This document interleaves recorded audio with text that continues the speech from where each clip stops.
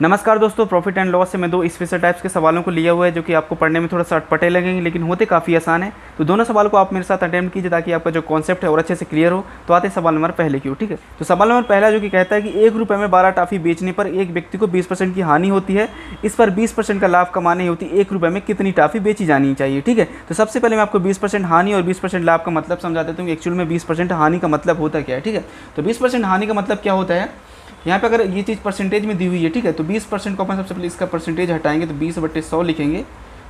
हमने प्रतिशत हटाया तो नीचे 100 लिख दिया, ठीक है। इसको सॉल्व करेंगे तो ये आता है 1/5, ठीक है। 20×5 1/5 आता है, ठीक है। तो जो हमारा 5 निकल के आया ये हमारा कहलाता है CP, कॉस्ट प्राइस, ठीक है, क्रय मूल्य। और जो 1 निकल के आया ये हानि निकल के आई हुई है। तो अगर हम 5 की चीज़ खरीद के कोई चीज़ हम 1 रुपये के लॉस में बेचेंगे तो उसको कितने में बेचेंगे, 4 रुपये में बेचेंगे, ठीक है। तो 4 हमारा SP निकल के आएगा। तो ये कहलाता है 20% को हम ऑपरेशन किया तो हमें 1 जो है हानि निकल के आई और 5 जो है इसका कॉस्ट प्राइस निकल के आया और 4 जो है इसका विक्रय मूल्य निकल के आया। तो ये होता है 20% हानि का मतलब। वहीं पे अगर मैं 20% प्रॉफिट की बात करूँ तो 20% प्रॉफिट का मतलब ये होता है कि 20% अगर कहीं पे लाभ हो रहा है, ठीक है, तो इसको भी मैं अगर तोड़ता हूँ ऐसे 20/100 बराबर 1/5, ठीक है। वहीं पे 5 हमारा CP कहलाएगा और 1 जो है लाभ कहलाएगा, ठीक है। तो इसका विक्रय मूल्य जो निकल के आएगा SP वो निकल के आएगा 5 और 1 6। 5 की चीज़ कोई खरीद के हम 6 रुपये में बेचेंगे तब जाके हमें 1 रुपये का लाभ होगा। तो इस प्रकार से 20% लाभ को हम ऑपरेशन किए, ठीक है। तो अब आते हैं सवाल की ओर। सवाल कह रहा है कि 1 रुपये में 12 टॉफ़ी बेचने पर एक व्यक्ति को 20% की पहले हानि होती है। अगर 20% का लाभ चाहिए तो 1 रुपये में कितनी टॉफ़ी बेचना चाहिए, ठीक है। तो सबसे पहले पहले की बात कर लेते हैं। यहाँ पे लिखते हैं पहले, ठीक है, यहाँ लिखते हैं बाद में, ठीक। तो पहले क्या हो रहा है कि 20% की हमें हानि हो रही है। तो अगर कोई चीज़ 100% है तब उसको 20% यहाँ 80% लिखेंगे क्योंकि 20% की हानि हो रही है, ठीक है। बाद में क्या हो रहा है कि 20% का हमें लाभ चाहिए तो हम 100 यानी 120 लिखेंगे यहाँ पे 120%, ठीक है। और ये 80%, ठीक है। इसको सॉल्व करेंगे, इसको छोटा करेंगे तो ये हो जाएगा 20 चौके 80, 4 निकल के आएगा और ये आएगा आपका 20 छक्के 120, ठीक है।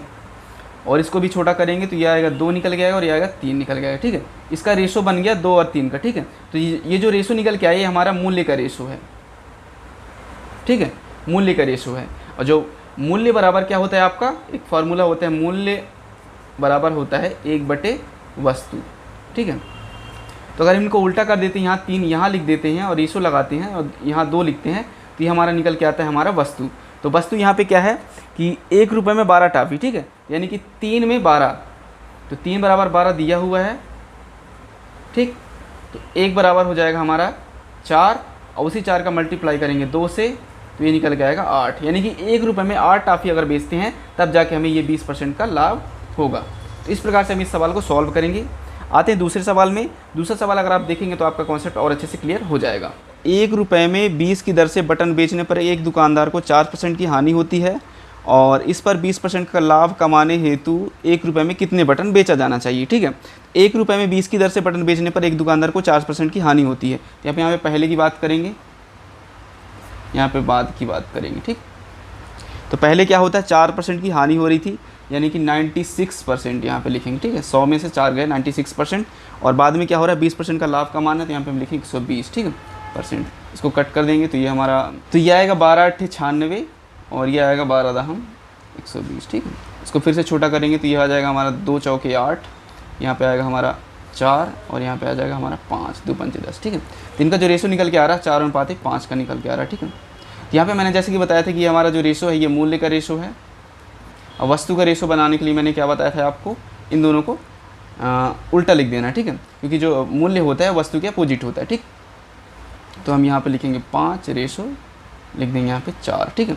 5 बराबर दिया हुआ है 20, 5 की वैल्यू दी हुई है आपको 20, तो 1 की वैल्यू आएगी हमारे पास 5 चौको 20, 4 आएगी, ठीक। और उसी 4 का हम यहाँ पे कर देंगे गुणा तो बराबर आ जाएगा 16। यहाँ पर जो है 1 रुपये में 16 बटन बेचे जाने चाहिए तब हमें जाके 20% का लाभ होगा। तो इस प्रकार से हम इस सवालों को सॉल्व करेंगे। काफ़ी आसान सवाल थे, आई होप आप लोगों को समझ में आ गए होंगे। तो मिलते हैं अगली वीडियो में, तब तक के लिए नमस्कार।